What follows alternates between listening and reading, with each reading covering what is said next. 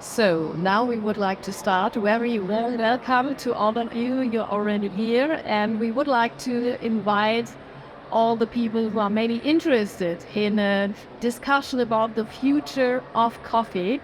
And the coffee and the future is really in danger. And this is not only a clickable headline. I have some facts for you because coffee is really endangered. Around 60% of wild coffee species are endangered, and 50% of the land used to grow coffee today could be unviable by 2050. 50%.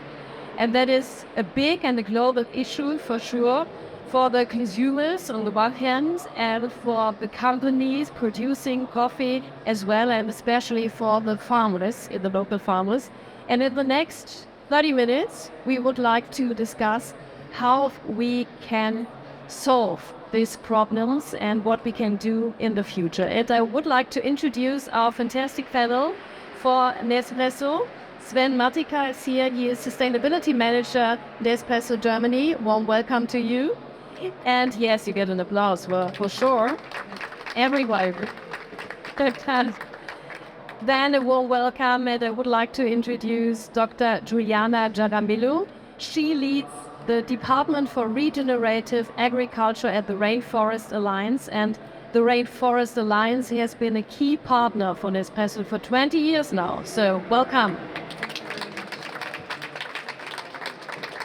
And our third panelist is Sophie von Löbel. For a scientific point of view today, she works as a scientist and a project coordinator at the Potsdam Institute for Climate Impact Research. And the director of the institute was here yesterday on the main stage, Johan Röckström. And now we are really glad to have you here. One of your main topics is how value chain actors can respond to changing climate conditions. So very well welcome and an applause back to you. So, Sophie, I said it in my introduction, coffee is in danger. What does that mean? So maybe can you describe what are the problems? Thank you very much. It's really nice to see so many faces here interested in this very, very important topic. I think before we have a closer look at why, or before we explain why climate change is such a big threat for the coffee industry, we first need to have a closer look at the coffee plant, because compared to other crops, it's actually extremely sensitive and only grows under very specific environmental conditions. Coffea arabica, for example, which makes up 60 to 70% of the global coffee production, is still a little bit loud, but we can manage so everybody can hear. So arabica coffee, which makes up around 60 to 70% of the global coffee production, ideally grows under temperatures between 18 to 21 degrees Celsius and only with a very specific annual rainfall pattern.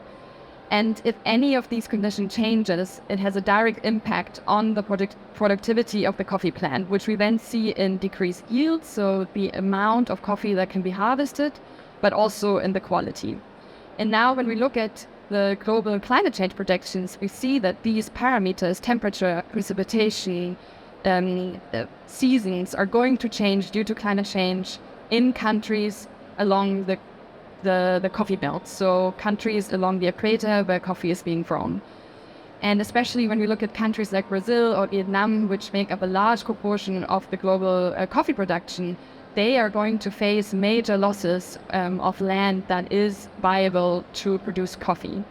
But it's not just about the quantity. I also mentioned the quality, and my colleagues, for example, did a study in Ethiopia which showed that actually the land where you can grow average quality coffee is going to increase in Ethiopia, but the area where you can grow specialty coffee is decreasing. And for specialty coffee, farmers get a big or get a certain price increase, can ask for higher prices.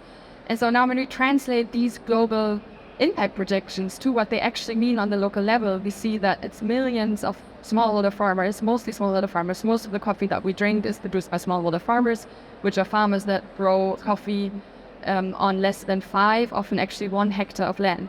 So if something changes in these climate parameters where they live, that has a direct impact on their livelihoods, on the livelihoods of their families, on their income, and essentially on their means to survive. And can you give us an impression that how important the crop is for the quality of the coffee? Yes. You mean the climate for the quality of the coffee, or the? Yes, and how the crop goes, the way of the crop. Yeah, I think this is a very important point, because something that I think is of common perception is that high quality coffee is of high quality because of the processing we do here in Germany, in Europe, and essentially the global north. But actually, the coffee bean reaches its highest quality right when it's harvested. So a high quality coffee bean is due to a farmer's, well, of course also due to the climate and the soil conditions and everything, but also due to the farmer basically, and whatever is being done in the area where it's being produced. And all the processing steps afterwards are only there to capture this quality and to make it stand out, let's say. So I think this is a very important point here, that it's really at farm level where the quality is being produced, and where also then the decreases in quality will happen due to climate change. Sven, you all know this, but when you hear it right now, what does that mean, this challenge to save coffee for the future, to all the people working for Nespresso, for example? First of all, you guys can hear it, that's good. First of all, thank you very much for all of you guys being here, and thank you guys for you together for being here. And I'm really glad to make it. I'm really glad that students are part of our journey. And I keep it short when it comes to Nespresso, when it comes to our top things we do as a company. So the first thing is, first of all, acknowledging that we have a responsibility and actually taking responsibility.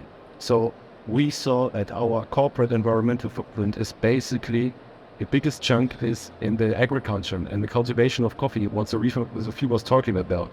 So our major impact is in scope 3, and most of scope 3, which is 40%, is in the cultivation. So we take our actuals exactly where it is, and we have farms. We have the so-called AAA program where these farms are operating. So you as a farmer, you can become part of the AAA program, and basically if you're a part of it, you get trained. Juliana will speak about it in a second, how this works and how the Rainforest Alliance is part of this. And that's what we see. We take a lot of issues, and we have a lot of topics here about it. But the biggest chunk is actually in cultivation. This is where we operate. And the third thing is partnerships. It's collaboration. And you saw it here on the stand. We have a lot of partners. We are experts when it comes to coffee, but we are no experts when it comes to logistics or when it comes to transparency and about the value chain. And therefore, we build up partnerships with all of these local partners and bring up this together. And these are our top 3 things how to deal with the topics the future's mentioned. If you have to create a picture or a vision, can you explain where Nespresso stands right now and where do you want to go? What is the way and the strategy? So we have a well-built sustainability strategy, and now it's a part of us to fill this with life. We already do. We're on a very good way. We need all of these partners to become net zero in 2035, which is very, very interesting and hard to achieve, of course, because most companies say 2050, you say 2035. So the strategy is again about cultivation. All the farmers we work with, we had our estimations that 1 kilogram of coffee needs 7 kilograms of CO2. And we calculated that if you work with organic fertilizers, if you have at the regenerative agriculture, then we have an average of 3.5 kilograms right now. So this is how we decrease our environmental footprint while producing a superior coffee. And the rest is of logistics. It is about circularity. It is about traceability. But most, as said before, it is about the coffee cultivation. Yeah. Sven talked about regenerative agriculture. You are an expert in this, Juliana. So can you describe us what that means? What is it? And where are the differences if you compare this with the conventional or type of way of farming? Yes. Okay. Hello, everyone. Thank you for the invitation again. I work at the Rainforest Alliance, and we have been partners with Nespresso since for the last 20 years. Regenerative agriculture is a way of doing agriculture in peace with nature. So it is embracing the natural processes that are out there.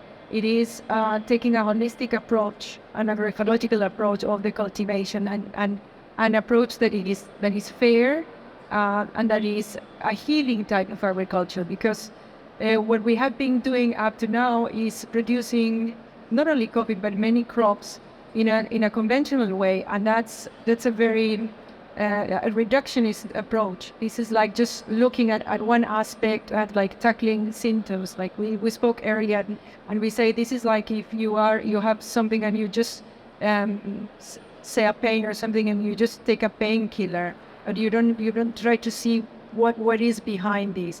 Regenerative agriculture looks at all the angles. It looks at how the soil interacts with the plants, how other vegetation interacts with the coffee crop, etc.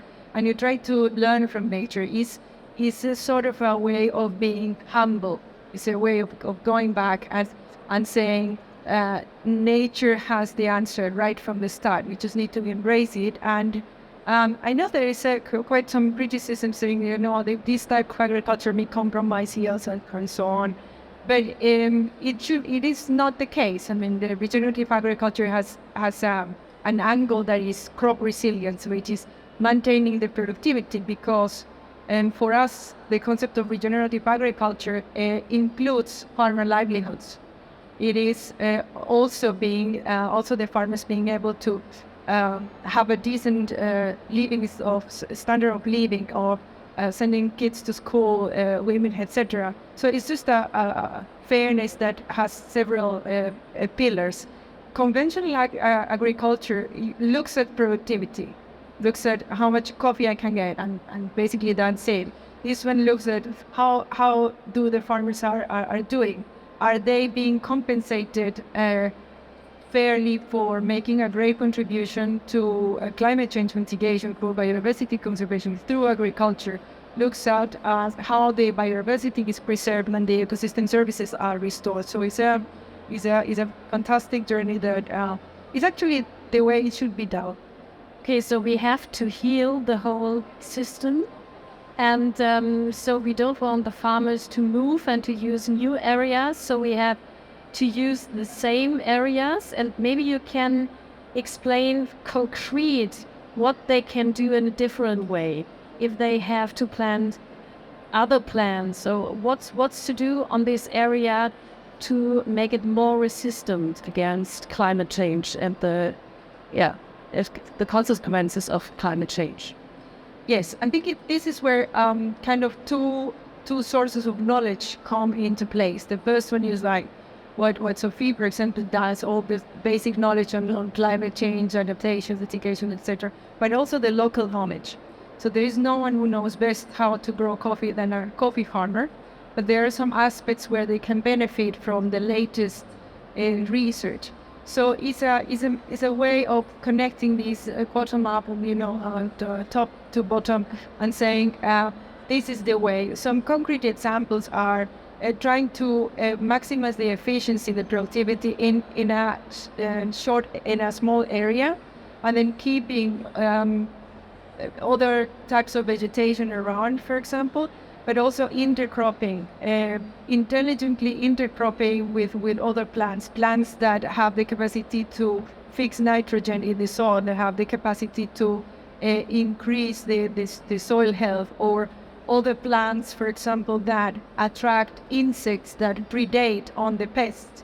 So at the end, what you have is a restoration of the whole ecosystem in a way that you don't need external inputs, you don't need pesticides, you don't need external chemical fertilizer, and this decreases the cost. So it's a way that requires a change of mindset, but it pays big time on the long run.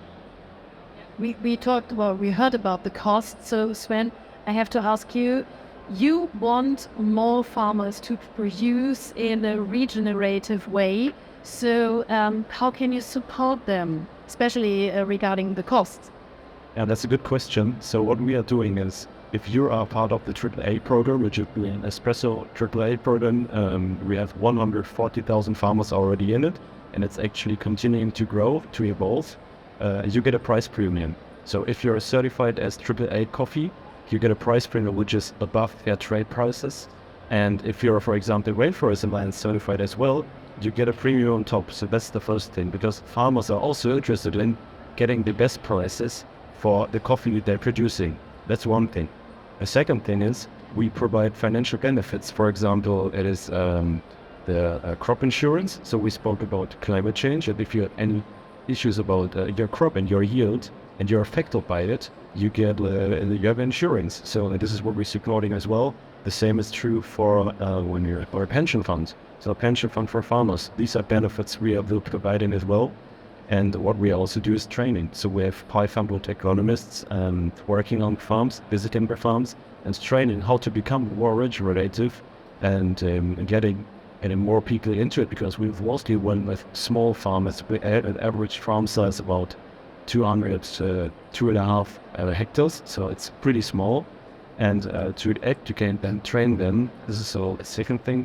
And third of all, it's diversification. So we need to make sure it's not just the farm, but you were speaking about the regenerative farm, not just coffee. You can have different crops there as well. So you can have a mulberry tree, you can have banana, you can have anything else. And you can also have honeybees there, for example. All of these, like diversification of an income, which helps you to become more resilient. And this is what we try to do and try to train. And of course, also when it comes to gender, it's a lot of men working on the farms. What about the women there? What about the wives of the people? What happens if someone is still sick for a day or cannot work? Does the knowledge of the farm is all just kept by the man, or maybe the wife can also work there? And it's about participation. So this is our aim and our support when it comes to financial things, but also when it comes to social impact. Sophie, before I come back to you, I have one question to you, Juliana, because to plant other plants, maybe other fruits, are there ways and new possibilities for new ways to earn money with that for the farmers, not only with coffee? Yes. It is actually very important, particularly in the setting where coffee is grown. You're talking about 2 hectares, but in some coffee-producing countries, I would go beyond, like there are countries like Colombia, the average size is half a hectare, or less than 1 hectare. And it is very important to have this source of alternative incomes, but also a source of food security and nutrition. So, for example, if you intercrop, exactly, so which fits directly into the livelihoods pillar of the regenerative agriculture. So when you, for example, intercrop with several different species, producers, farmers can have alternative income from timber after some years. So it's easier in countries with insurance or like pension funds are not working. Having timber trees can be a long-term saving. For example, you plant now, in 20 years you have got capital in there, but it's also nuts, fruits, all sorts of food that can increase the nutrition of the family. And those associated crops are not only from the side of what I'm saying, of the livelihood side, but they play an incredible role in stabilizing the agroecosystem, in improving soil health, in bringing biodiversity back to the farm, pollinators, pest control, little mammals, and then you will start to stabilize the cycles within the farm with food later. So, Sophie, coming back to you, and I would like to look at the global coffee industry, not only as a company like Nespresso. So which are the most important means to mitigate the impact of climate change? So where do the coffee companies like Nespresso and others have to act, and what can they do? Because Sven talked about a lot of things, but maybe you have others points. Yeah, I think there's different ways of adapting the global coffee sector to climate change, and there's not one silver bullet, but of course it's always a combination of different measures that make the system more resilient. And one of them, Julian, you already mentioned very extensively, is actually intercropping or agroforestry, so planting shade trees that, like the name suggests, basically shield the coffee plant from extreme temperatures, from extreme precipitation, from wind, etc., and then also really stabilizing the ecosystem and the microclimate on the farm, and then there's all these different co-benefits that you had already mentioned. And another one, and I think, an interesting point here is actually we just have to look back towards nature, because this is actually a very old farming system that is now being reintroduced on larger farms as well, because of how the climate is changing, and because you're essentially bringing back coffee into its natural habitat, which is the rainforest, right? Another point that I think really also the whole global coffee value chain needs to work together on is the development and then also the use of climate resilient coffee varieties or species. Coffee is such an interesting crop because our whole consumption is only based on two species, Arabica and Robusta.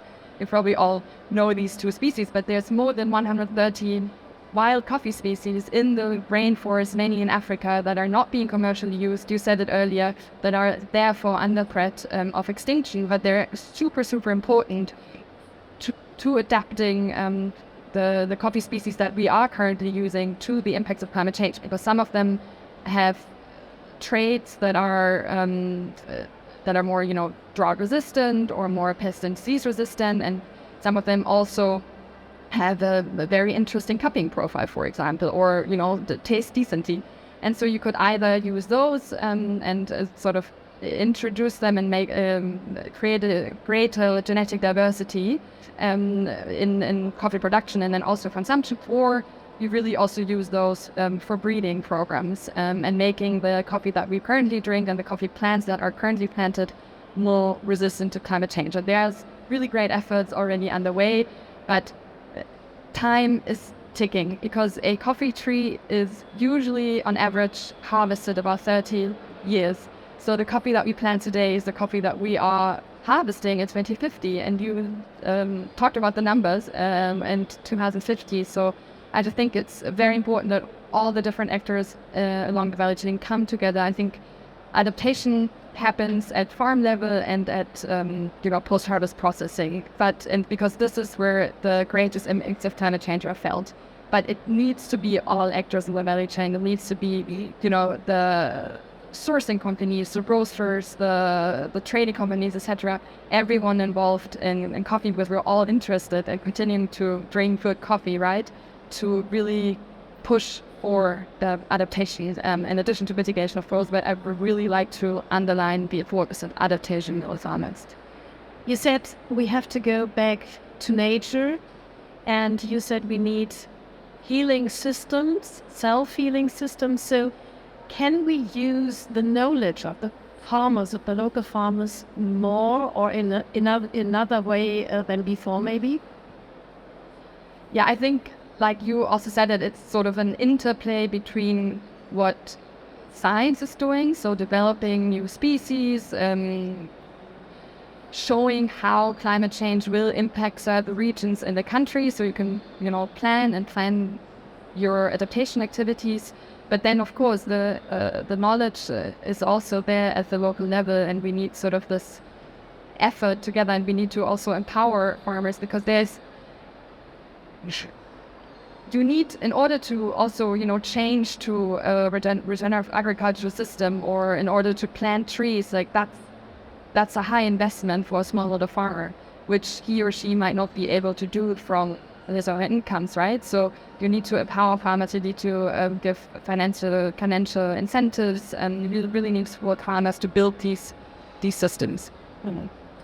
So Sven, let's talk about water because it's a very important resource and we talk about water in Germany right now very much. Do the farmers you work with already use digital solutions, for example, to save water?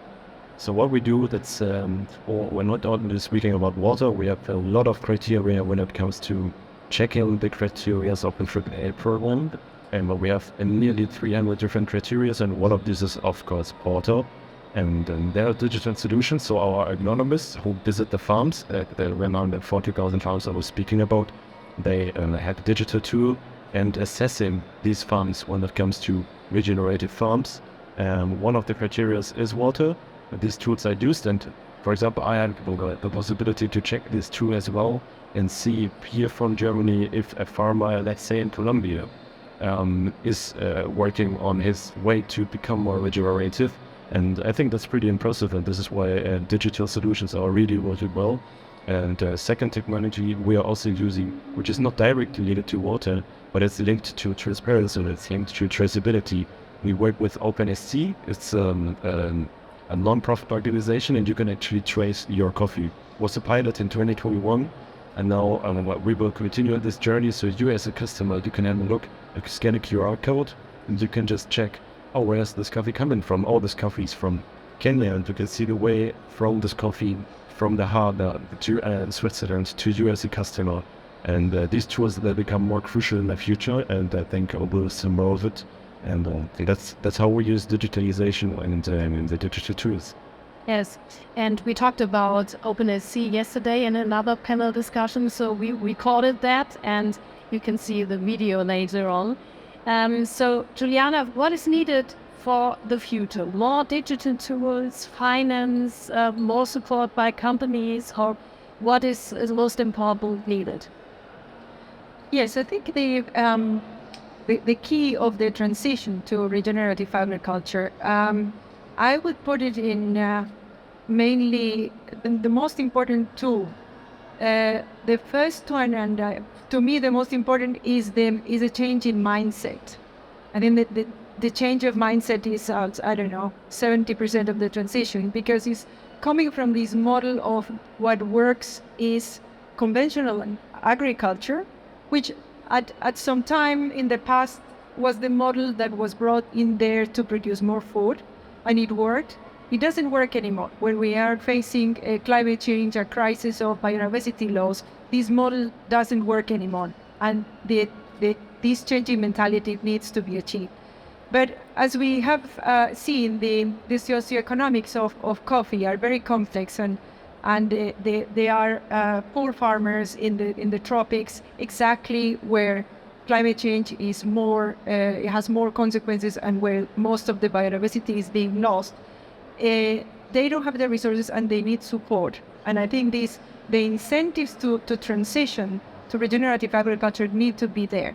I think somebody needs to be there to tell them it's going to be okay to make this jump.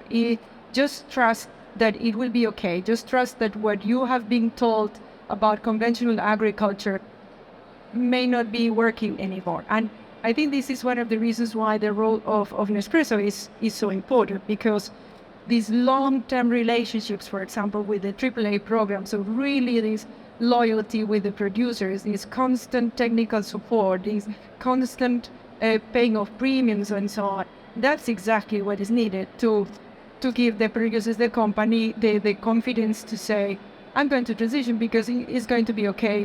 They have got my back. So these financial incentives, somebody needs to fund the transition, and mindset. The tools will come and would need to be applied here and there, but the most important ones are the ones I mentioned. Okay, Sven, my last question to you is maybe a little bit tricky to answer, because I think we have to accept that coffee is luxury good, like chocolate, for example. And so we heard the numbers in my introducing. And the question to you is it imaginable that Nespresso say, okay, we cannot grow anymore? It's also a good question you raise in. So basically, we see our economic power as force for good. So we're not only 30,000 people working for Nespresso, we also have 140,000 farmers, which are actually growing in numbers. We are supporting with our way of how to deal with climate change and how to work regenerating. And it's more like, it's not nature, it's not our partner, and we are a partner of nature. We try to use our power to become part of nature and use this as part of the solution. So our economic power helps the farmers and helps the nature. That basically double impact, because we help on like farmers, we also help on biodiversity and also in decreasing our greenhouse gas emissions. So I think this is the way of how we deal with it, and we cannot do it alone. It's just with our partners. We have the Rainforest Alliance here, we have the science here, but we also have other partners when it comes to logistics, when it comes to recycling and circularity, and we use all of these partners and the best partners and lead this in our way.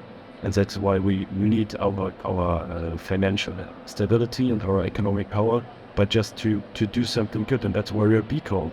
Like a B Corp company is a company as a force for good, and we use this Corp to make sure everyone can benefit from this. So that's my answer to this sort of critical question. Not as critical as I think. No, not at all. Tricky answer. That's all. So thank you very much for this. So maybe we can give some takeaways of you, Sophie, and you, Juliana, for the audience. So what can the consumer do when we drink coffee, or when we choose which coffee we buy? What can we do?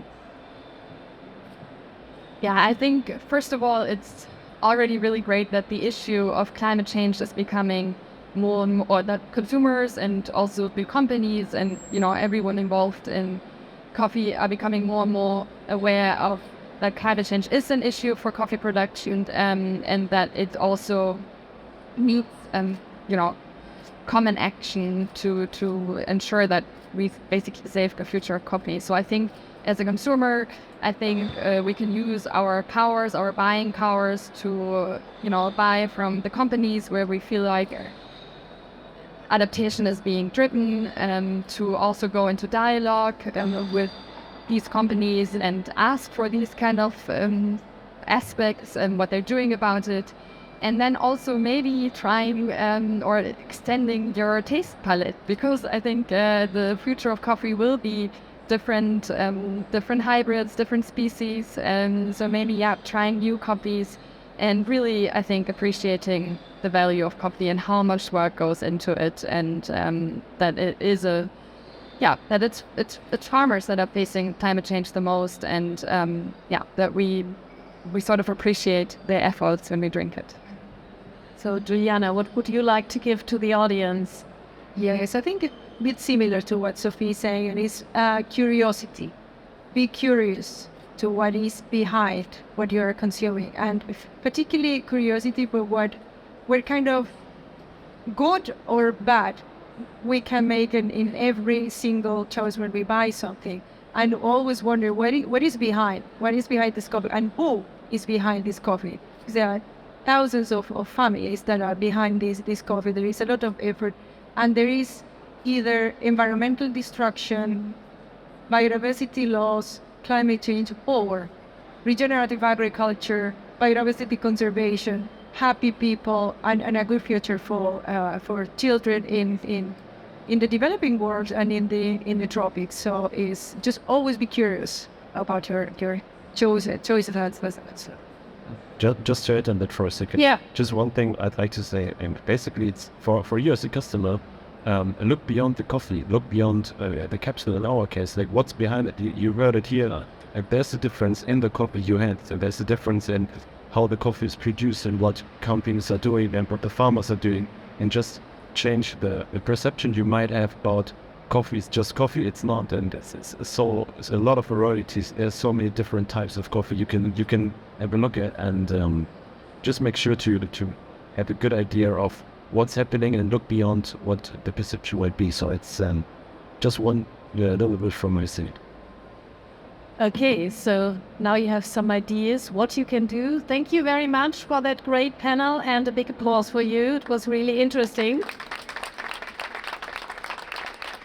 And you all will stay here for a short while so that you all can get in touch with them and can talk with them. So thank you for coming and thank you for joining us and have a good day. Bye-bye.